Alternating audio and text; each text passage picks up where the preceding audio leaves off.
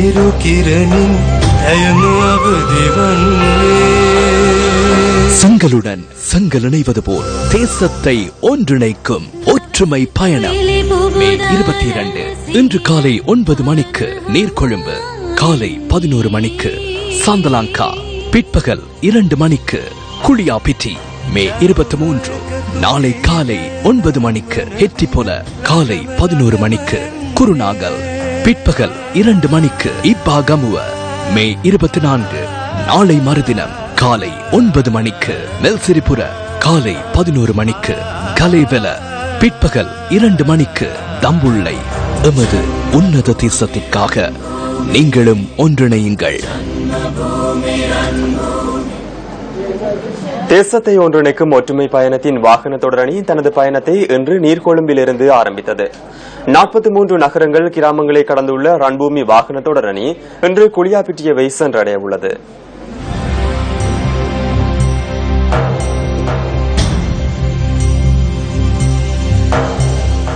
ரன்பூமி வாகன தொடரடியின் 15வது நாள் இன்றாகும்.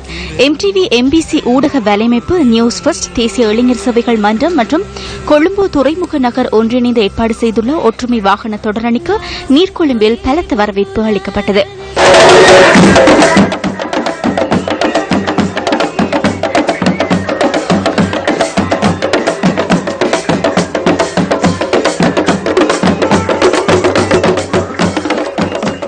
සතුටු හිතනවා. ඉතින් අපිට මේ වගේ මාධ්‍ය ආධුනිකින් මේ වගේ මේ වැඩක් කරන ගැන කොහොම එකමුතු වෙලා මේ වැඩ කටයුතු කරනවා නම් මේ රටට සහ සමාජයට යහපතක් වෙයි කියලා මම මොනනම් කල්පනා කරනවා.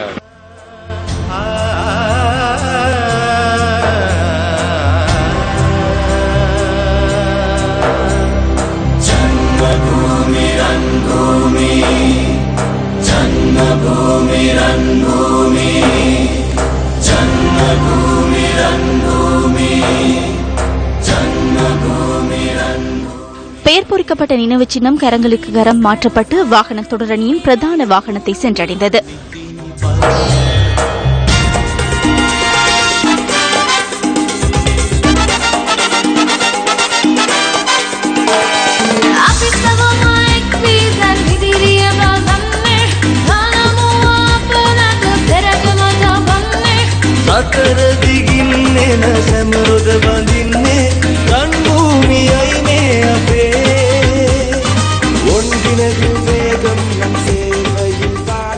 அதன் பின்னர் வாகன தொடரணி சந்தலங்கவ நோக்கிய தனது பயணத்தை தொடர்ந்தது. இன்று காலை நீர்கொழும்பிலிருந்து தனது பயணத்தை ஆரம்பித்த வாகன தொடரணிக்கு நபர்நல பஸ் தரிப்பிடத்தில் சிறப்பு வரவேற்பு நிகழ்வுகள் வழங்கப்பட்டன. பின்னர் ஒற்றுமை வாகன தொடரணி குளியாப்பிட்டியை நோக்கிய தனது பயணத்தை ஆரம்பித்தது.